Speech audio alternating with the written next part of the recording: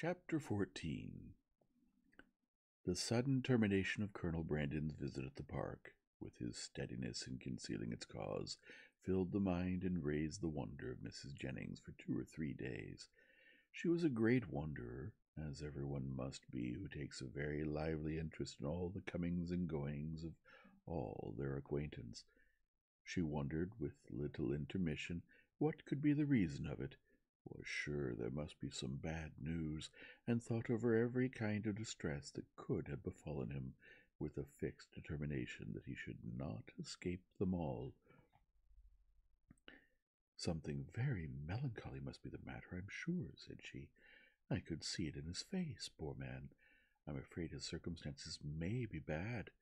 The estate at Delaford was never reckoned more than 2,000 a year, and his brother left everything sadly involved. I do think he must have been sent for about money matters, for what else can it be? I wonder whether it is so. I would give anything to know the truth of it. Perhaps it is about Miss Williams, and by the by I dare say it is, because he looked so conscious when I mentioned her. Maybe she is ill in town. Nothing in the world more likely, for I have a notion she is always rather sickly. I would lay any wager it is about Miss Williams. It is not so very likely that he should be distressed in the circumstances now, for he is a very prudent man, and to be sure must have cleared the estate by this time. I wonder what it can be. Maybe his sister is worse at Avignon, and has sent for him over. His setting off in such a hurry seems very like it. Well, I wish him out of all his trouble with all my heart, and a good wife into the bargain." So wondered, so talked Miss Jennings, her opinion varying with every fresh conjecture, and all seeming equally improbable as they arose.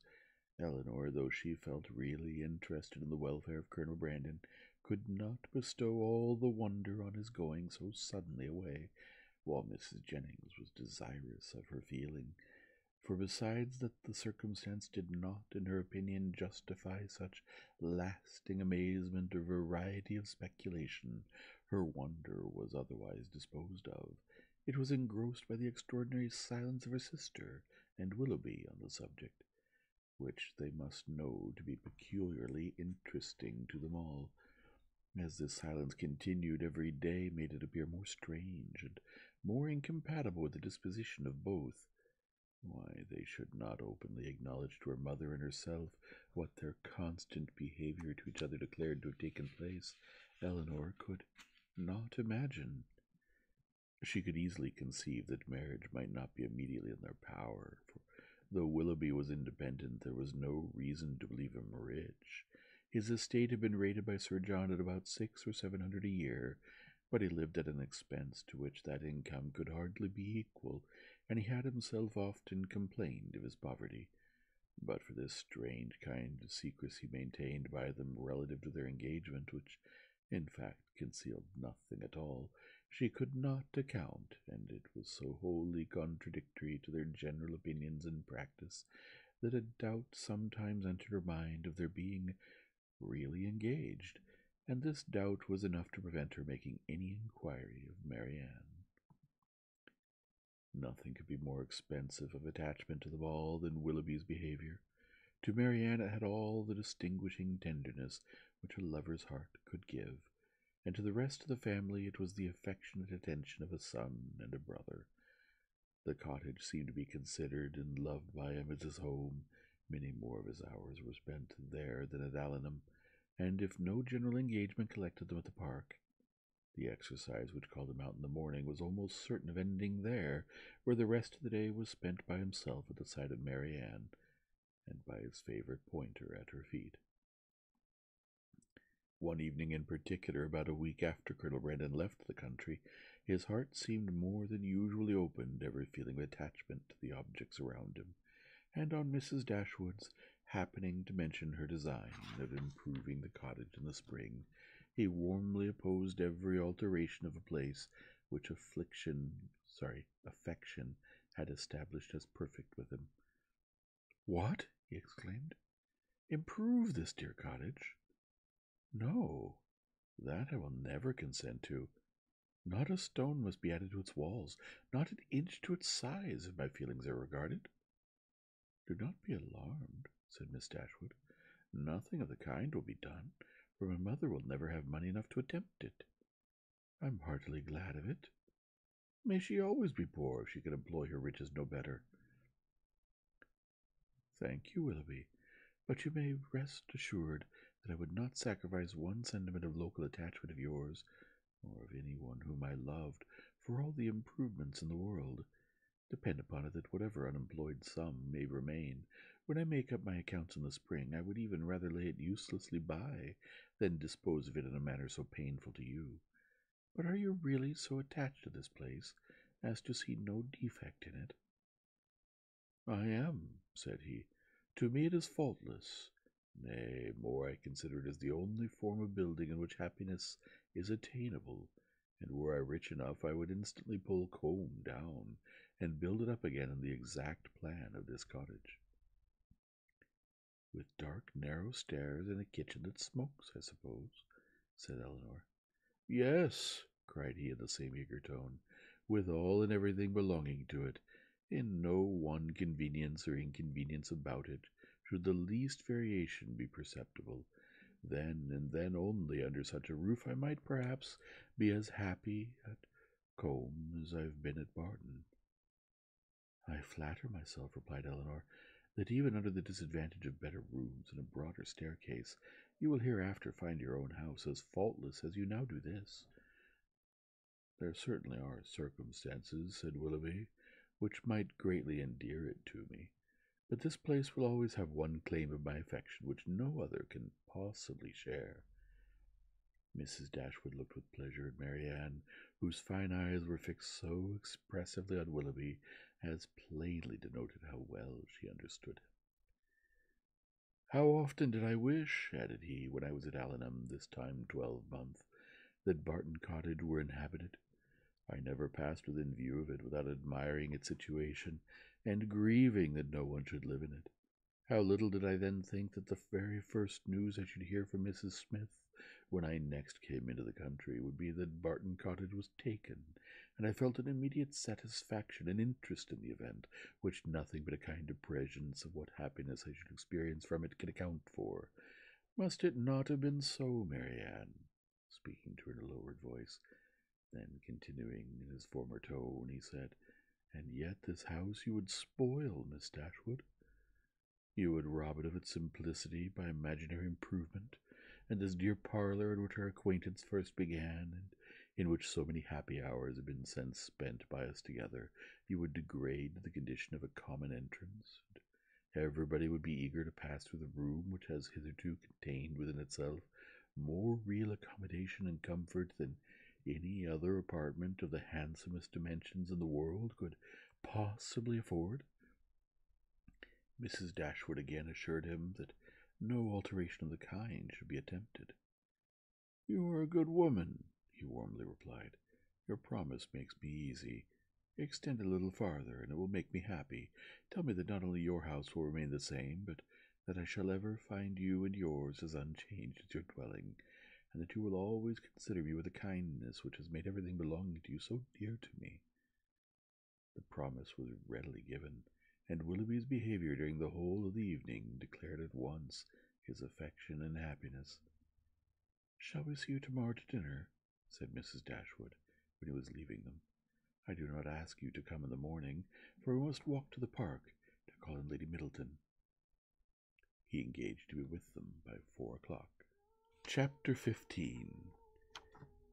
Mrs. Dashwood's visit to Lady Middleton took place the next day, and 2 of her daughters went with her, but Marianne excused herself from being of the party, under some trifling pretext of employment, and her mother, who concluded that a promise had been made by Willoughby the night before of calling on her while they were absent, was perfectly satisfied with her remaining at home. On their return from the park, they found Willoughby's curricle and servant in waiting at the cottage, and Mrs. Dashwood was convinced that her conjecture had been just. So far it was all as she had foreseen, but on entering the house she beheld what no foresight had taught her to expect. They were no sooner in the passage than Marianne came hastily out to the parlor, apparently in violent affliction, with her handkerchief at her eyes, and, without noticing them, ran upstairs. Surprised and alarmed, they proceeded directly to the room she had just quitted, where they found only Willoughby, who was leaning against the mantelpiece with his back towards them. He turned round on their coming in, and his countenance showed that he was strongly partook of the emotion which overpowered Marianne. "Is anything the matter with her?" cried Mrs. Dashwood as she entered. "Is she ill?" "I hope not," he replied, trying to look cheerful, and with a forced smile presently added, "It is I who may rather expect to be ill, for I am now suffering under a very heavy disappointment." "Disappointment?" "Yes, for I am unable to keep my engagement with you. Mrs. Smith has this morning exercised the privilege of riches upon a poor dependent cousin, by sending me on business to London. I have just received my dispatches and taken my farewell of Ellingham, and by way of exhilaration I am now coming to take my farewell of you." "To London? And are you going this morning?" "Almost this moment." "This is very unfortunate, but Mrs. Smith must be obliged, and her business will not detain you from us long, I hope." He coloured as he replied, "You are very kind, but I have no idea of returning into Devonshire immediately. My visits to Mrs. Smith are never repeated within the 12-month. "And is Mrs. Smith your only friend? Is Allenham the only house in the neighbourhood to which you will be welcome? For shame, Willoughby, can you wait for an invitation here?" His colour increased, and with his eyes fixed on the ground he only replied, "You are too good." Mrs. Dashwood looked at Elinor with surprise. Elinor felt equal amazement. For a few moments everyone was silent. Mrs. Dashwood first spoke. "I have only to add, my dear Willoughby, that at Barton College you will always be welcome, for I will not press you to return here immediately, because you only can judge how far that might be pleasing to Mrs. Smith, and on this head I shall be no more disposed to question your judgment than to doubt your inclination." "My engagements at present," replied Willoughby, confusedly, "are of such a nature that I dare not flatter myself—" He stopped. Mrs. Dashwood was too much astonished to speak, and another pause succeeded. This was broken by Willoughby, who said with a faint smile, "It is folly to linger in this manner. I will not torment myself any longer by remaining among friends whose society it is impossible for me now to enjoy." He then hastily took leave of them all and left the room. They saw him step into his carriage, and in a minute it was out of sight. Mrs. Dashwood felt too much for speech, and instantly quitted the parlour to give way in solitude to the concern and alarm which this sudden departure occasioned. Elinor's uneasiness was at least equal to her mother's. She thought of what had just passed with anxiety and distrust. Willoughby's behaviour in taking leave of them, his embarrassment and affectation of cheerfulness, and above all his unwillingness to accept her mother's invitation, a backwardness so unlike a lover, so unlike himself, greatly disturbed her. One moment she feared that no serious design had ever been formed on his side, and the next that some unfortunate quarrel had taken place between him and her sister. The distress in which Marianne had quitted the room was such as a serious quarrel could most reasonably account for, though when she considered what Marianne's love for him was, a quarrel seemed almost impossible. But whatever might be the particulars of their separation, her sister's affliction was indubitable, and she thought with the tenderest compassion of that violent sorrow which Marianne was in all probability not merely giving way to as a relief, but feeding and encouraging as a duty. In about half an hour her mother returned, and though her eyes were red, her countenance was not uncheerful. "Our dear Willoughby is now some miles from Barton, Elinor," said she, as she sat down to work, "and with how heavy a heart does he travel?" "It is all very strange, so suddenly to be gone. It seems but the work of a moment, and last night he was with us so happy, so cheerful, so affectionate, and now after only 10 minutes' notice, gone too, without intending to return. Something more than what he owed to us must have happened. He did not speak. He did not behave like himself. You must have seen the difference as well as I. What can it be? Can they have quarreled? Why else should he have shown such unwillingness to accept your invitation here? It was not inclination that he wanted, Eleanor. I could plainly see that. He had not the power of accepting it. I have thought it all over, I assure you, and I can perfectly account for everything that at first seemed strange to me, as well as to you. Can you indeed?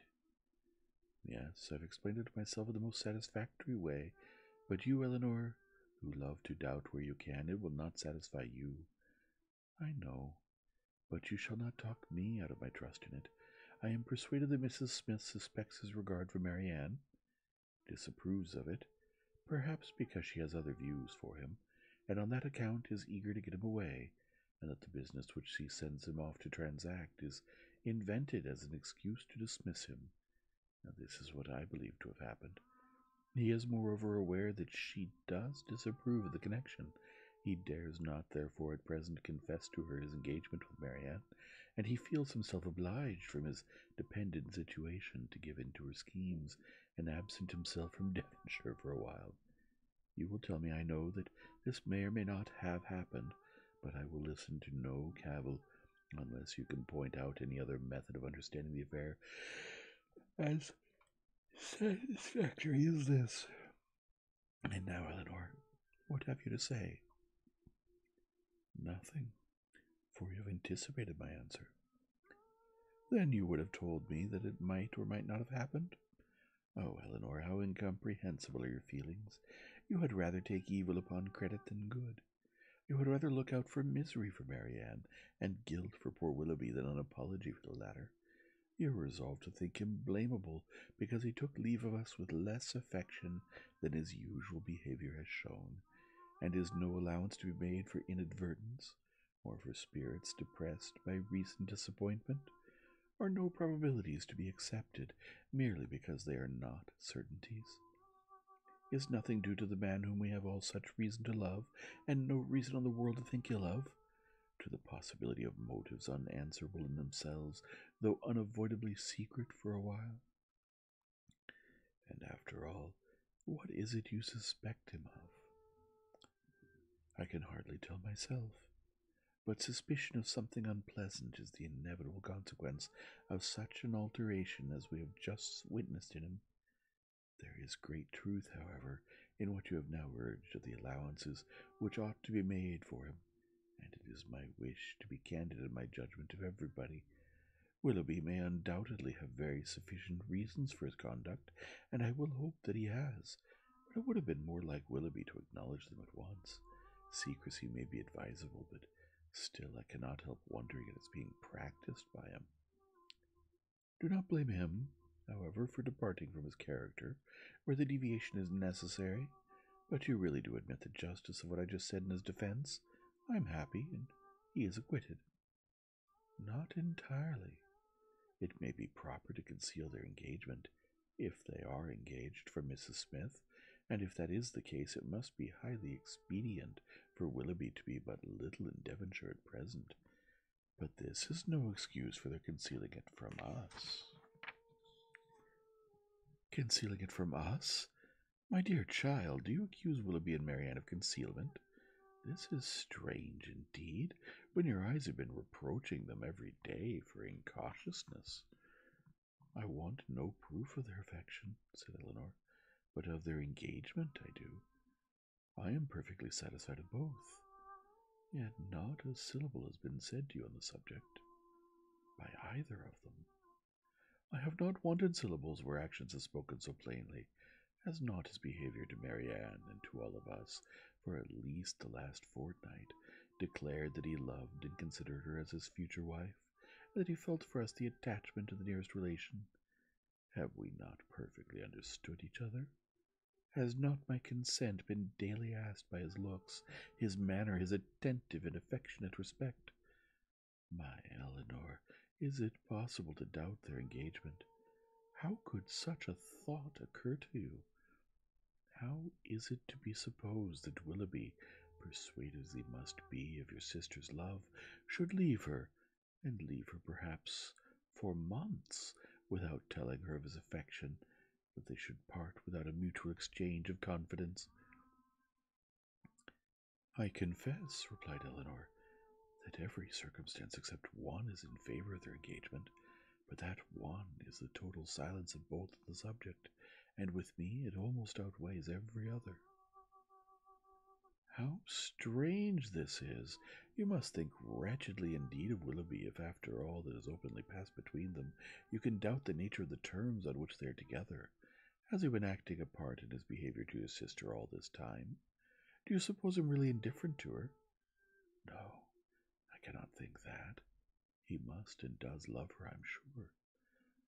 But with a strange kind of tenderness, if he can leave her with such indifference, such carelessness of the future as you attribute to him. You must remember, my dear mother, that I have never considered this matter as certain. I've had my doubts, I confess, but they are fainter than they were, and they may soon be entirely done away. If we find they correspond, every fear of mine will be removed. A mighty concession indeed. If you were to see them at the altar, you would suppose they were going to be married. Ungracious girl, but I require no such proof. Nothing, in my opinion, has ever passed to justify doubt. No secrecy has been attempted. All has been uniformly open and unreserved. You cannot doubt your sister's wishes. It must be Willoughby, therefore, whom you suspect. But why? Is he not a man of honour and feeling? Has there been any inconsistency on his side to create alarm? Can he be deceitful? I hope not. I believe not, cried Eleanor. I love Willoughby, sincerely love him, and suspicion of his integrity cannot be more painful to yourself than to me. It has been involuntary, and I will not encourage it. I was startled, I confess, by the alteration in his manners this morning. He did not speak like himself, and did not return your kindness with any cordiality. But all this may be explained by such a situation of his affairs as you have supposed. He had just parted from my sister, had seen her leave him in the greatest affliction, and if he felt obliged, from a fear of offending Mrs. Smith, to resist the temptation of returning here soon, and yet aware that by declining your invitation, by saying that he was going away for some time, he should seem to act an ungenerous, a suspicious part by our family, he might well be embarrassed or disturbed. In such a case, a plain and open avowal of his difficulties would have been more to his honour, I think, as well as more consistent with his general character. But I will not raise objections against anyone's conduct on so illiberal a foundation as a difference in judgment from myself, or a deviation from what I may think right and consistent. You speak very properly. Willoughby certainly does not deserve to be suspected. Though we have not known him long, he is no stranger to this part of the world, and who has ever spoken to his disadvantage? Had he been in a situation to act independently and marry immediately, he might have been odd that he should leave us without acknowledging everything to me at once. But this is not the case. It is an engagement in some respects not prosperously begun, for their marriage must be at a very certain distance, and even secrecy, as far as it can be observed, may now be very advisable. They were interrupted by the entrance of Margaret, and Eleanor was then at liberty to think over the representations of her mother, to acknowledge the probability of many, and the hope for the justice of all. They saw nothing of Marianne till dinner-time, when she entered the room and took her place at the table without saying a word. Her eyes were red and swollen, and it seemed as if her tears were even then restrained with difficulty. She avoided the looks of them all, could neither eat nor speak, and after some time on her mother's silently pressing her hand with tender compassion, her small degree of fortitude was quite overcome. She burst into tears and left the room. This violent oppression of spirits continued the whole evening. She was without any power, because she was without any desire of command over herself. The slightest mention of anything relative to Willoughby overpowered her in an instant, and though her family were almost anxiously attentive to her comfort, it was impossible for them, if they spoke at all, to keep clear of every subject which her feelings connected with